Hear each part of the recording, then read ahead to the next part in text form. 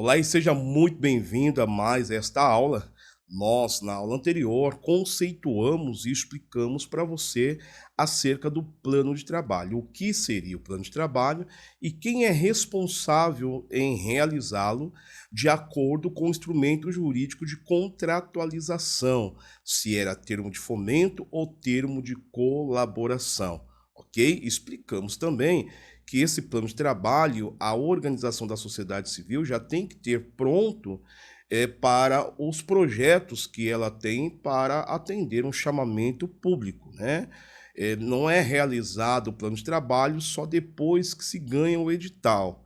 Não, ele já tem que fazer parte da documentação de como se dará a execução daquele projeto ou da atividade que vai ser é, objeto do edital de convocação.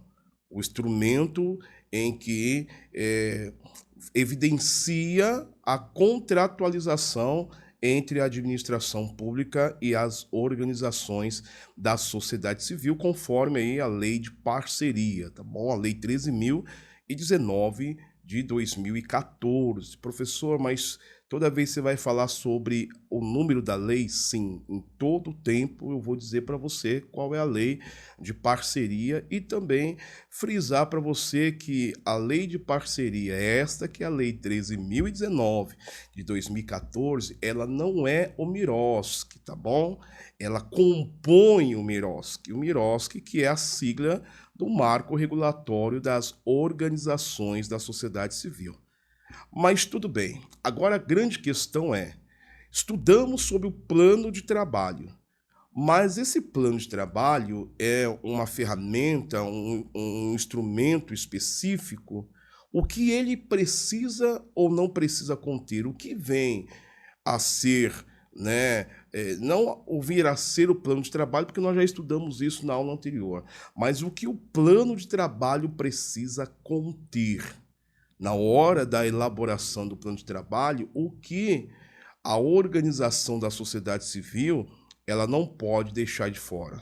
Não só a organização da sociedade civil, mas também a própria administração pública, dependendo, anota isso, dependendo do instrumento jurídico de contratualização. Se for o instrumento jurídico de contratualização pelo termo de colaboração, esse plano de trabalho deverá ser realizado pela administração pública, já vai estar lá no edital. Se for termo de fomento, o plano de trabalho é realizado pela organização da sociedade civil, tá bom? Isso precisa estar bem claro, ok?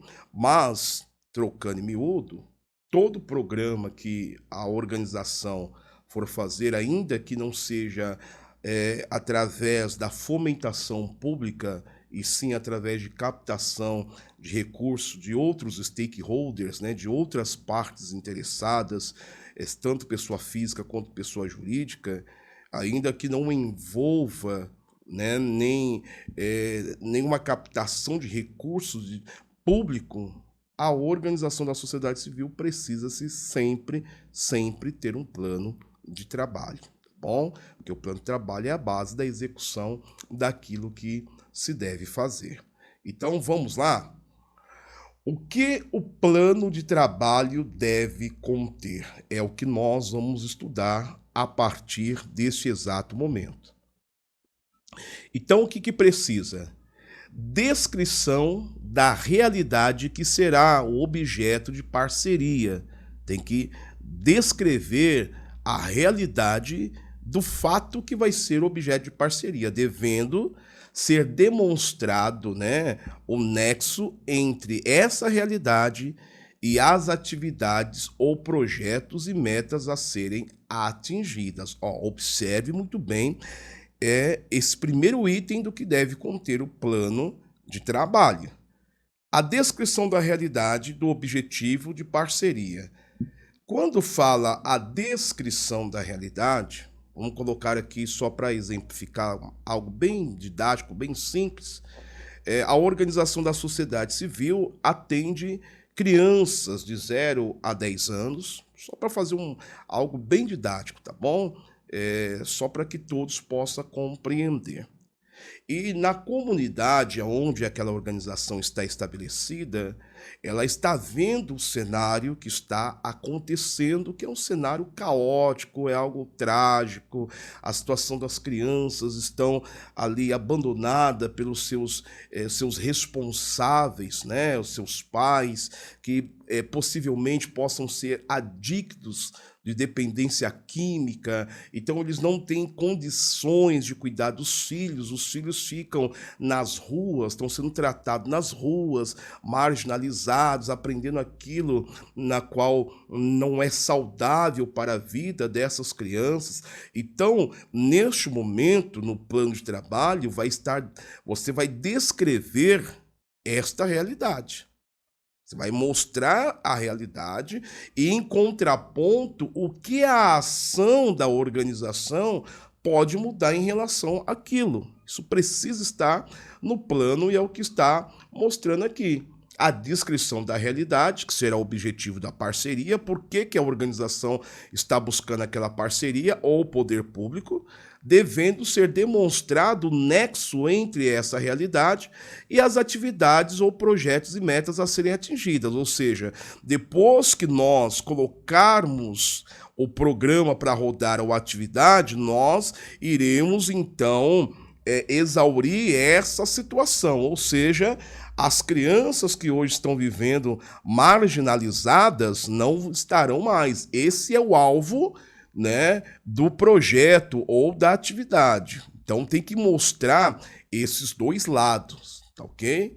A realidade do que está acontecendo e como será a realidade se o projeto for colocado em execução e após esse projeto ter terminado, qual é a nova realidade, o que se espera alcançar, tá ok? O segundo tópico aqui, ó, descrição de metas a serem atingidas e de atividades ou projetos a serem executados. Isso é muito, mas muito importante. Aliás, tudo aqui é muito importante dentro de um plano de trabalho. Mas descrever as metas a serem alcançadas, né? E as atividades ou projetos que serão executados. Ou seja, o que será executado para que se alcance tal meta, ok? A meta foi estabelecida. Nós temos as crianças que estão marginalizadas. Qual que é a meta? É erradicar essa marginalização das crianças de 0 a 10 anos. Essa é a meta. E o que é necessário ser feito para que essa meta aconteça? Precisa-se de um projeto ou é um programa?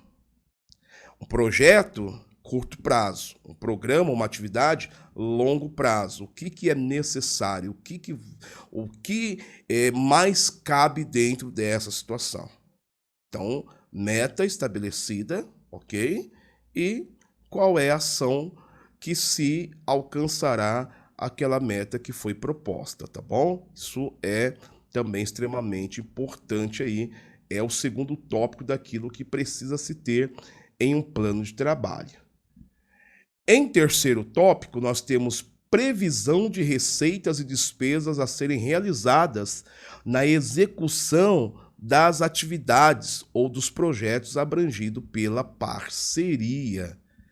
Previsão, dentro da contabilidade, nós chamamos esse quesito de previsão orçamentária. Quanto que eu preciso de receita? Quanto que eu preciso de captação de recursos? E qual que é a previsibilidade de despesas para poder executar todo esse projeto ou essa atividade a fim de que se alcance aquela meta? Qual que é a previsibilidade orçamentária? E isso requer aí uma gestão bastante eficiente, porque todos esses cálculos precisam ser feitos antes mesmo de se colocar as mãos na massa. E a boa parte das organizações da sociedade civil, primeiro eles já começam a fazer, identificou o problema, entre aspas, cria-se uma meta e começa a executar.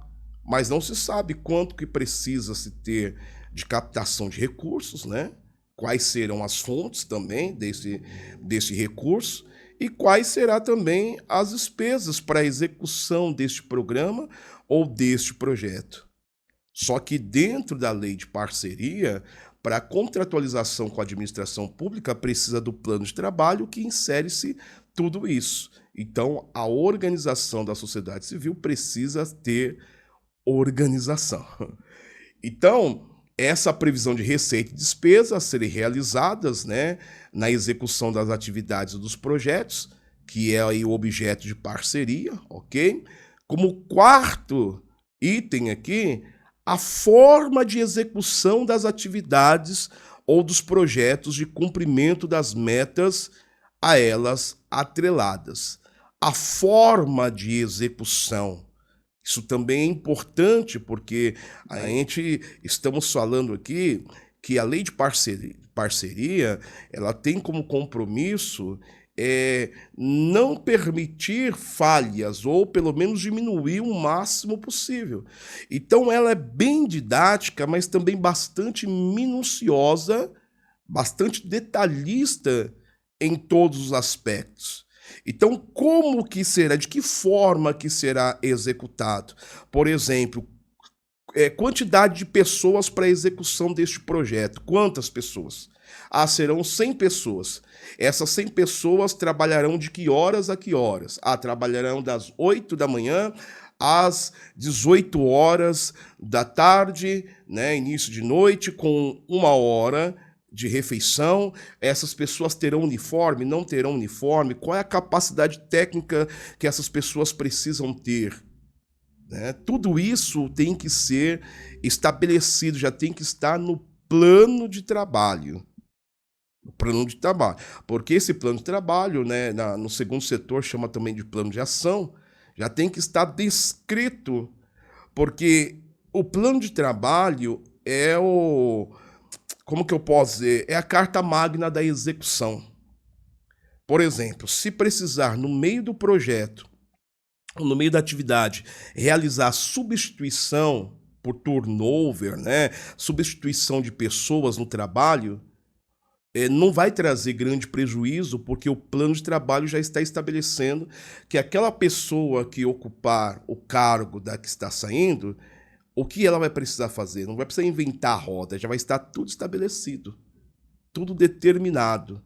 Isso auxilia na contratação, auxilia na prevenção de acidentes de trabalho, auxilia em muitas áreas e é obrigatório pela lei de parceria, ok? E aqui, como último tópico que eu quero trazer nesta aula, precisa da definição dos parâmetros a serem utilizados para a aferição do cumprimento de metas. Vou te repetir. Definição dos parâmetros a serem utilizados para a aferição do cumprimento de metas. Isso significa qual é a métrica que eu utilizarei para a verificação e acompanhamento se todo o que é necessário para alcançar a meta, que é o resultado que eu busco, se de fato está dentro dos parâmetros pré-estabelecidos. É isso que nós temos aqui neste último tópico. Como que eu sei se eu estou indo, né? Se eu não, né? Se a organização da sociedade civil está na direção correta? Porque aquela meta, lembra que nós falamos de erradicar a marginalização das crianças de 0 a 10 anos? Essa é a principal meta. E o que todo gestor realiza para que essa meta, que possa ser aos olhos de muito grande, o que fazer para que ela seja atingível? Nós precisamos, então, fazer um desdobramento de metas. Pegar aquela meta maior e fracioná-la, quebrá-las em diversas outras metas menores. E para que essas metas menores sejam executadas da forma correta, a fim de que a meta maior seja alcançada, eu preciso estabelecer métricas de utilização de dados para que eu consiga fazer uma verificação a fim de que eu consiga interferir caso o processo está perdendo a qualidade, saindo da realidade, saindo da linha. Estou procurando utilizar os termos mais simples possível para que todos consigam entender e alcançar esse raciocínio, tá bom? Como vocês me conhecem bem, né? Eu gosto da aula, eu tenho diversos alunos com diversas condições intelectuais. Então, eu sempre peço, não me tenha por pessoa chata, você que tem um intelecto maior. Mas, voltando aqui para o termo da nossa aula agora, essa definição de parâmetros é como que eu meço se eu estou no caminho certo ou não.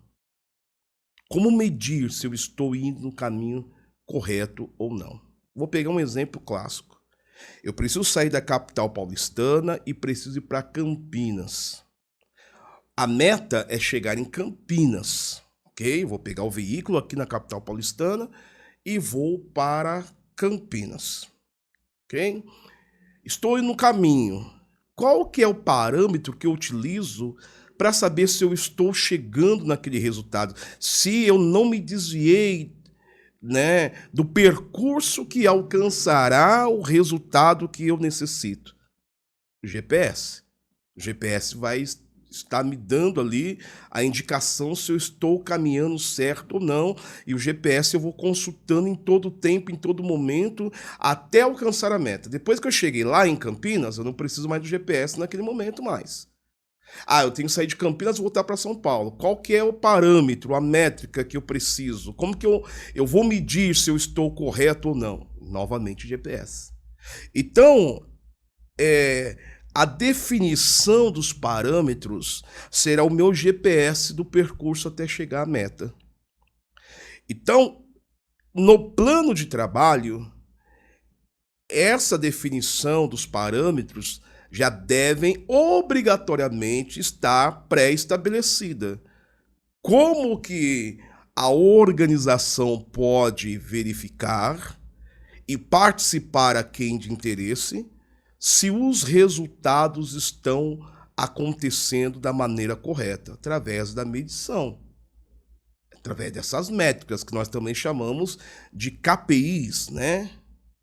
Que são chaves de indicadores de performance. Nesse período, né, todos os dias de execução do projeto, das atividades, precisa que o indicador esteja apontando se eu estou no caminho correto, a fim de que, a um prazo pré-estabelecido e determinado, eu alcance o resultado. E tanto é que essa métrica ela tem que medir diversas, através dos dados cotidianos do dia a dia de trabalho, da execução. Não precisa ter, não pode ter uma métrica só. Por exemplo, a métrica temporal, vou dizer desta maneira, só para você entender.